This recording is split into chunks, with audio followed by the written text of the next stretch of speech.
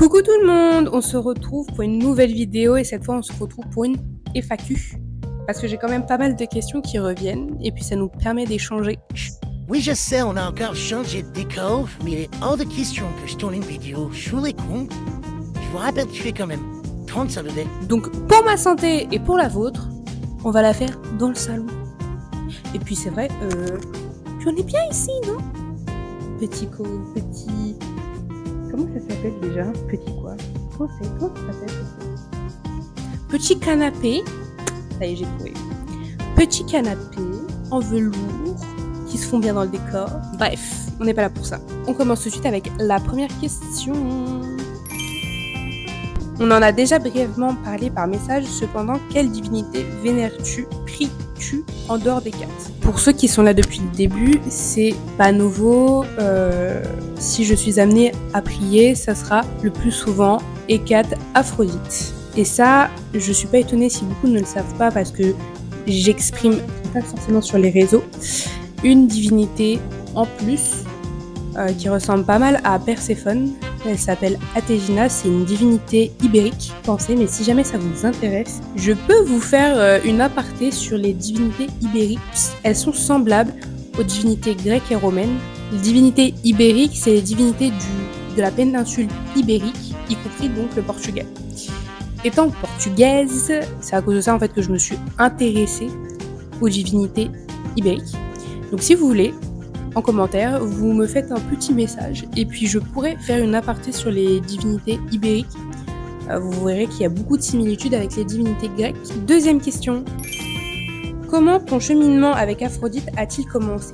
On remonte à quand même, je dirais bien, on est en 2025 aujourd'hui, 5-6 ans en arrière.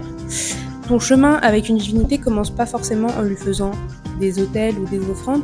Il peut commencer bien avant, quand tu as l'intention de travailler ou de prier cette divinité et que tu vois qu'elle peut t'apporter quelque chose.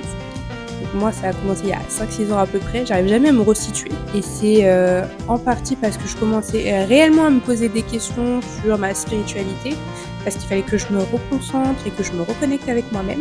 Et pour le coup, c'est vrai que le panthéon grec, c'est le premier panthéon, on va dire, les premières divinités qui m'ont réellement parlé, ou dans laquelle où je me suis... En fait, c'est les premières divinités avec lesquelles je me suis réellement reconnectée et retrouvée. Aphrodite, en première, parce que j'avais besoin d'acquérir énormément de confiance en moi, parce que j'étais vraiment démunie de confiance. C'était évident pour moi de commencer avec Aphrodite. Troisième question. Comment as-tu découvert l'ésotérisme? Ça, c'est quelque chose qui remonte d'encore plus loin que l'hellénisme et les divinités grecques. C'est vraiment quelque chose qui remonte à quand j'étais adolescente, mais genre vraiment très jeune, 12-13 ans. Et en fait, je commençais à me poser des questions parce que j'ai toujours été attirée par le mystique, par les mystères, le surnaturel, le paranormal. Et comme je voyais déjà des défunts, quand j'étais petite, il m'était déjà arrivé des trucs.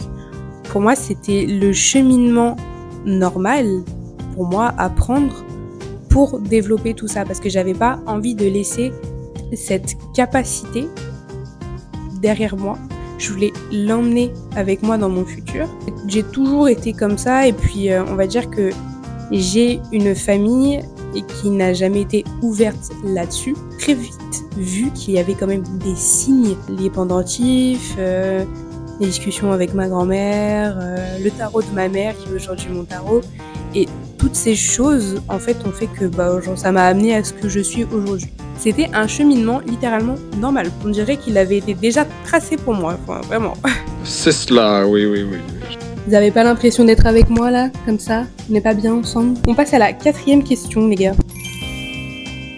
Travailles-tu avec d'autres divinités que celles du panthéon grec? Alors, il est vrai que dans mon parcours spirituel, j'ai commencé avec les divinités grecques et au début, je me pensais helléniste. Je pensais que j'allais être seulement helléniste. Et puis, en travaillant justement avec Hécate, je me suis rendu compte que j'avais pas forcément envie de fermer mes croyances et de rester que sur les croyances hellénistes. Et donc, en l'occurrence, j'ai commencé à m'ouvrir à d'autres cultures, à d'autres croyances, et j'en suis arrivée au panthéon ibérique. J'ai fait pas mal de recherches dessus, et c'est quelque chose qui m'a encore appuyée sur le fait qu'il fallait vraiment pas que je me ferme et qu'il fallait que je m'ouvre. Et pour moi, c'est que du plus parce que j'apprends beaucoup, voire énormément de choses qui peuvent me servir dans ma pratique, sachant que je fais des rituels. J'ai l'impression que vous êtes loin de moi. Approchez.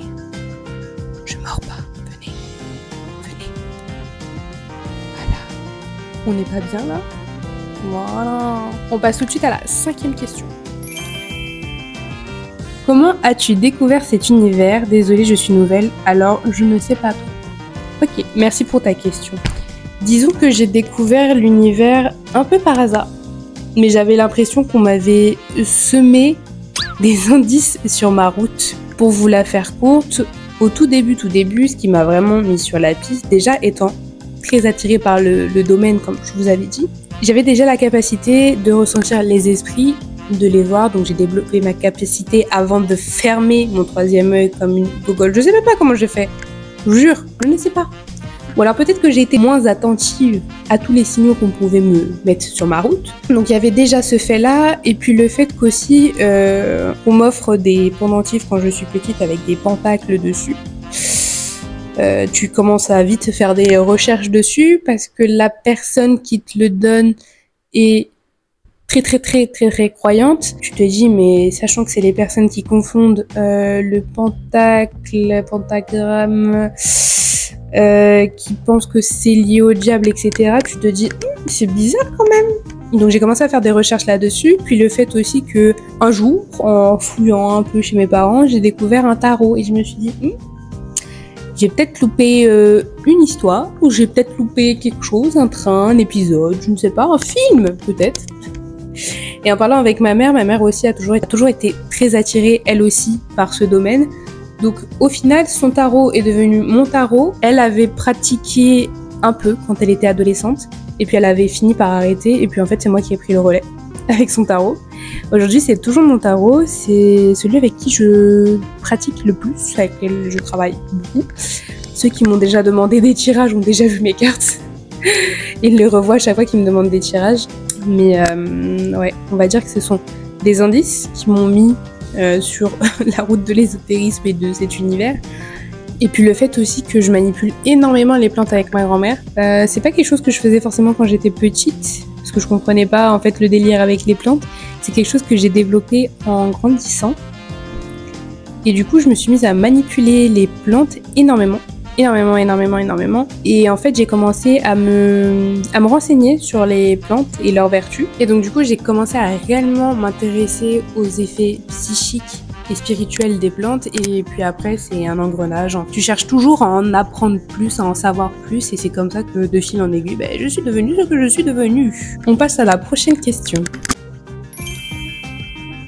Est-ce que sorcière signifie forcément sataniste ? Et même pour te dire, le satanisme, est-ce qu'il est? La sorcellerie, est-ce qu'elle est? On peut totalement être l'un ou l'autre et dissocier les deux. Vraiment, c'est un préjugé dû au film qu'on lit les deux. Mais non, pas du tout. Mais pas du tout. C'est comme, est-ce que si je suis helléniste, est-ce que je dois forcément pratiquer de la sorcellerie? Bien sûr que non. C'est deux choses totalement à part.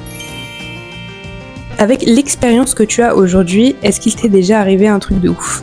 Si on entend par truc de ouf, expérience paranormale, oui, il m'est déjà arrivé des trucs. Je pense que la question était tournée comme ça. Oui, il m'est littéralement arrivé des trucs. On va dire que c'est un peu le risque que tu prends en ouvrant ton 3e œil. On parle énormément des bienfaits, mais pas assez des mauvais effets du 3e œil. Il m'est déjà arrivé des trucs. Pour la petite anecdote, je vais pas trop détailler parce que si un jour je refais un thread d'horreur, et normalement c'est prévu, je compte bien vous la raconter et en détail. Et un des trucs qui me fait encore un peu flipper quand j'y repense, c'est la fois où, en faisant de l'urbex, bien sûr, sinon c'est pas drôle. Donc on a le cadre, tout ce qui va avec, vous en saurez plus dans le thread d'horreur, mais on a vraiment un cadre what the fuck et qui te met dans l'ambiance directe. Cet urbex, je le fais avec Doudou. Ça se passe du coup dans un manoir rempli d'histoire, chargé d'histoire, mais pas de bonne histoire, vraiment de mauvaise histoire. Et dedans, j'ai très vite repéré une entité très très noire, très négative, très moche, très laide, très énervée, je pense. Et en fait, c'est une... je peux pas en dire... C'est compliqué quand tu veux pas trop en dire. En gros, j'arrive dans une partie du manoir où on a l'encadrement de la porte et un escalier en colimaçon qui nous emmène au sous-sol. Et en fait, cette entité, ça se sentait, ça se voyait qu'elle voulait t'attirer dans le sous-sol. Dans le sous-sol, il ne s'y est pas passé de belles choses forcément. Vous vous doutez bien si je n'y suis pas allée. Mais c'est peut-être la première fois ou même la seule fois où j'ai tenu tête, on va dire, entre guillemets. Ça a été très bizarre et très bizarre. Très très bizarre. Je saurais pas quel mot mettre là-dessus, quel autre mot mettre là-dessus, à part bizarre. Parle-nous du troisième œil. Ok. C'est vrai que c'est pas encore un sujet que j'ai abordé avec vous, ou du moins pas assez. Le troisième œil, pour ce qui en est de ma part, c'est pas aussi rose que ce que tout le monde veut nous faire croire sur les réseaux. Littéralement, vraiment, c'est pas du tout... Il y en a beaucoup qui pensent et qui font véhiculer cette image du troisième œil que quand on l'a d'ouvert, c'est peace. Non, avoir le troisième œil d'ouvert, c'est pas forcément peace, ok? Parce que le troisième œil, ça marche selon les cas, selon les personnes. De deux, on parle pas assez souvent des personnes qui ont le troisième œil d'ouvert, mais qui ne voient que le négatif, donc que les mauvaises énergies, que les mauvais esprits, les mauvais défunts. Et ça, c'est quelque chose dont on parle pas assez. Parce que oui, du coup, ça existe, de voir que le côté mauvais. Du coup, on a vraiment cette image de le troisième œil, c'est trop cool, hein, on peut voir plein de choses avec, une fois qu'on l'a ouvert, c'est super. Non, c'est pas super. Je suis même contente de voir que certaines personnes viennent dire que non, en fait, le troisième œil, ils l'ont d'ouvert. Déjà de une, ils l'ont pas forcément choisi, et de deux, ils ne voient que du négatif, du noir en fait, tout le temps du noir, du négatif, de la tristesse, de la peur, de l'angoisse. Et sinon après, oui, il y a les personnes qui ont le troisième œil d'ouvert et qui voient des belles choses. Il y en a qui voient les deux. En ce qui concerne son ouverture, pour moi, ça a été un peu compliqué de le rouvrir, ou plutôt d'être attentive, mais c'est un long travail sur soi déjà, parce qu'il faut laisser la place en fait à ce troisième œil et se reconnecter à ses énergies. C'est la fin de cette FAQ, j'espère qu'elle t'aura plu. En tout cas, n'hésitez pas à me dire en commentaire si les vidéos, les sujets vous plaisent. Et comme d'habitude, je vous remercie d'être aussi nombreux chaque jour. Ça me touche et ça me tient à cœur. Je vous dis à la prochaine et on se revoit pour une nouvelle vidéo. Ciao!